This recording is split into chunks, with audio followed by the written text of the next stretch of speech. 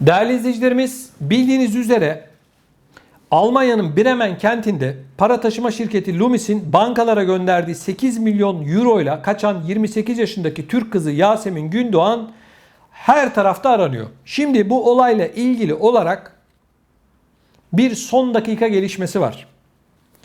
Polis Yasemin'e bu soygunla ilgili olarak yardım ettiği düşüncesiyle bir kadını gözaltına aldı. Bu paraların karayoluyla Türkiye'ye kaçırılmış olabilme ihtimali üzerinde duruluyor. Yani bu çalınan Yasemin Gündoğan adlı kadın tarafından çalınan paraların şu an Türkiye'de olduğu yönünde polisin elinde bilgiler bulunduğu iddia ediliyor. Bakalım. Yasemin'in Almanya'da aynı zamanda olmadığı, Antalya, Türkiye'nin Antalya kentinde olabileceği yönünde de tahminler söz konusu. Yine Yasemin'in bu soygunu tek başına yapmadığına yönelik de bilgiler polisin elinde mevcut. 8 milyonluk soygunun Yasemin'in tarafından tek başına gerçekleştirilmiş gibi görülse de planlamasında başkalarının da bulunabileceği belirtiliyor. Yasemin'in okul arkadaşları şunu söylüyor. Giyim kuşam lükse düşkündü ama saf biriydi. Öyle parlak biri değildi diyerek onun bu işte kullanılmış olabileceğine dikkat çekti. Güler yüzlü milyoner Yasemin'le ilgili izler bir dönemler çalıştığı Oseon 27 adlı nargileciye de çıkıyor. Bölge halkının bir organize çete tarafından işletildiğini söylediği nargileci de Yasemin doğum gününü kutlamış, ağabeyi de orada parti yapmış. 21 Mayıs'ta gerçekleşen soygun öncesi Berlin Spandau'dan bir Mercedes Vito minibüs kiralanmış ve sahte plakalar takılmıştı. 19 Mayıs'taki bu kiralamadan sonra paralar da bu araçla taşınmış. Yasemin paraları nakliye firmasının kullandığı özel çöp konteyneri ile çıkarıp araca yükledikten sonra ve soygun bitince de araç kiralandığı plakalarla yeniden kiraya veren şirketin otoparkına bırakılmıştı. Bu işlerin Yasemin tarafından tek başına gerçekleştirilmiş olamayacağı bir planlama olduğu belirtiliyor. 21 Mayıs'taki soygundan sonra izine ayrılan Yasemin o tarihten beri bulunamıyor. Cuma günü gerçekleştirilen soygun bir sonraki hafta salı günü fark edilmişti. Yani cuma, cumartesi, pazar, pazartesi, salı 4 günde Yasemin çoktan bu paraları götüreceği yere götürdü. Belki de bindi arabaya, arabayla gönderdi ya da ne bileyim başka bir yere kaçtı. Başka bir pasaportla belki Türkiye'ye gitti. Kapıkule'den geçti. Paraları da arabanın bagajına koydu. Bilemeyiz.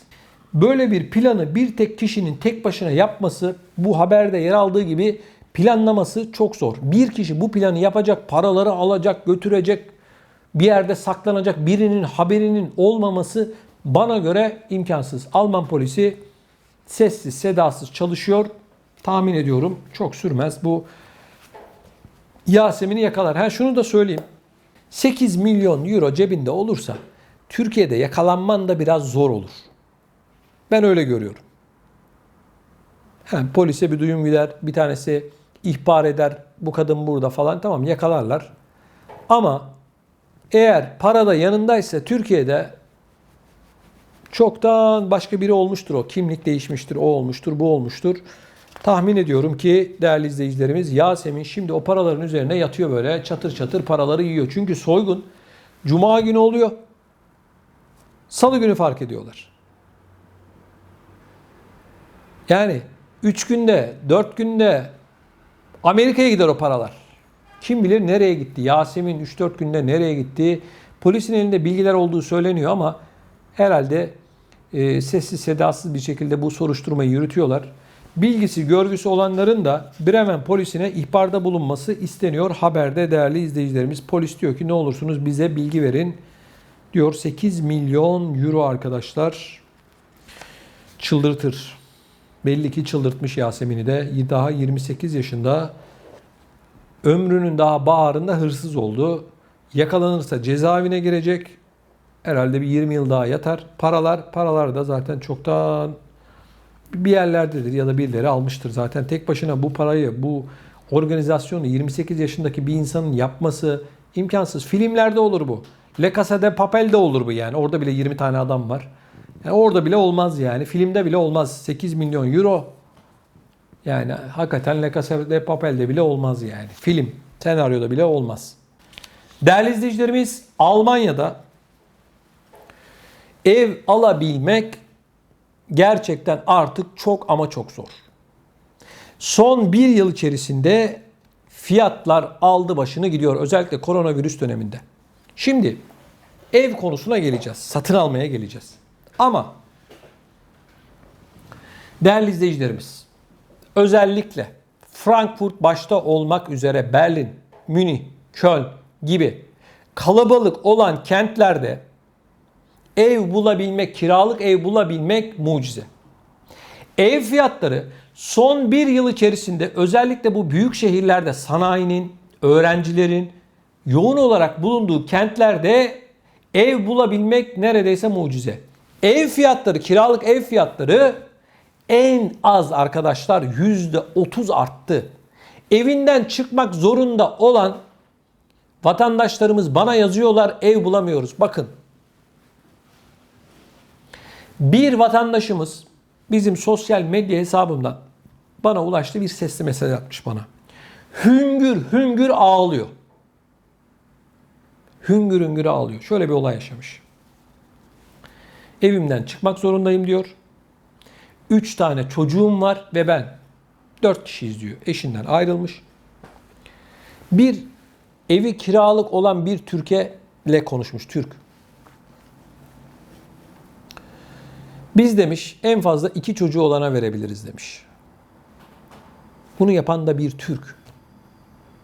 Frankfurt'ta oluyor bu olay. Ağlayarak, bakın benim cep telefonumda duruyor mesajlar, ağlayarak mesaj attı bana. Ben ne yapayım Fatih Bey diye. Şimdi kira fiyatları zaten almış başını gidiyor. Ve ne hikmetse devlet yetkilileri bu sorunu bilmesine rağmen konut sayısını arttırmaya yönelik ya da konut satın almaya ya da kiracılara bir teşvik ödemeye yönelik hiçbir adım atmıyor. Bakın, bu Almanya'nın her noktasında geçerli değil ama büyük şehirlerde şu anda kangren olmuş vaziyette. İnsanların işi var, gücü var, çocuklarının okulu var. Bırakıp işte ben Doğu Almanya'nın bilmem neresine gidiyorum diyemiyor ki. Kolay bir şey değil ki. İnsanlar bir şekilde şehre bağlanmışlar. Hadi taşın bakalım, taşınabiliyor musun? Hadi başka bir şehre git bakalım, gidebiliyor musun? Gidemezsin. Nasıl gideceksin? Her şey para. Bir de niye gideceksin? Çoluk çocuğun orada yetişmiş, büyümüş. Şimdi bakın. Son bir yıl içerisinde evlerin kiralarının bu kadar artmasının nedeni ne? Pandemi dediler. Kardeşim, ev sayısı belli, insan sayısı belli. Pandemi ne yaptı da arttırdı? Böyle bir şey olamaz. Kiracılar şu anda kan ağlıyorlar. Hele evinden çıkıp başka bir yere taşınmak zorunda olanların ev bulabilmesi imkansız. Vatandaş 800 euro kira verirken 1200 euro kira istiyorlar. %50. Nasıl ödeyecek bunu? Gelir belli, yardım belli, o belli, bu belli. Hiç kimse kılını kıpırdatmıyor. Bakın, ev fiyatlarına baktığımızda Federal İstatistik Ofisi'ne göre konvansiyonel olarak üretilen konut binalarının yeni inşaat fiyatları geçen yılın aynı ayına göre %6.4 oranında yükseldi. İnşaat maliyetleri yükselmiş. Bu bir önceki yıla göre %7.1, Mayıs 2007'den bu yana görülen en yüksek artış. Mayıs 2007'de KDV'nin %16'dan %19'a yükselmesi yüksek fiyat artışında katkı bulundu deniliyor. Yani sözün özü karışık birkaç mevzu. Sözün özü şu. Ev fiyatları ortalamada %30 arttığından bahsediliyor. Şimdi Almanya'da çok ciddi bir konut sorunu var. Bir diğer önemli sorun da vergi sorunu. Bakın. Şimdi sosyal yardım veriyorsun değil mi vatandaşına? Güzel. Sorun yok. Okey. Emekli maaşı veriyorsun. Güzel. Peki toplumun bu az gelirli ya da gelir olarak alt kesiminde bulunan insanlardan ısrarla vergi alıyorsun. Emekliye yeni vergiler getirildi şu anda Almanya'da. Hem sosyal yardım yapıyorsun hem adamdan vergi alıyorsun. Madem öyle ver sosyal yardımı, de ki vergi almıyorum de. Belli paraya ihtiyacı var bu vatandaşın. Bir de diyorsun ki şimdi emeklilerden ben bilmem şu kadar daha vergi alacağım. Arkadaşlar yasalaştı bu. Emekli maaşları düşecek Almanya'da. Millet zam beklerken bunlar yeni vergiyle sağ cebine koyduğunu sol cebinden almaya çalışıyorlar. Şimdi sosyal yardım alan vatandaşlarımız. Çocuk parasıydı, o parasıydı, bu parasıydı. Şimdi bu insanlar anaları, babaları, çocukların bir yerlerde çalışıyorlar. Değil mi? Şimdi sosyal yardım aldığına göre bu paraya ihtiyacı var demektir.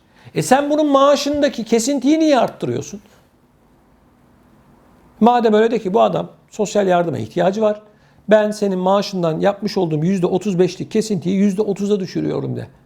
Kesinti yapma. Bir taraftan kardeşim sosyal yardım veriyorsun, bir taraftan da alıyorsun vergiyle. Ev fiyatlarına bakıyoruz, almış başını gidiyor. Ev satın almak isteyenlere hiçbir kolaylık yok. Kiracılara hiçbir teşvik yok. Hiç kimse de bu sorunu çözmek için adım atmıyor Almanya'da. Millet gidiyor sosyale diyor ki ben evimden çıkacağım. Evet sen 300. sıradasın. 300. sıra nasıl gelecek kardeşim? Kaç senede gelecek? Evinden çıkmak zorunda bu vatandaş. Kaç yılda gelecek? Yok. Biliyorsunuz ben bununla ilgili bir vatandaşımızla, evinden çıkmak zorunda olan vatandaşımızla röportaj yapmıştım.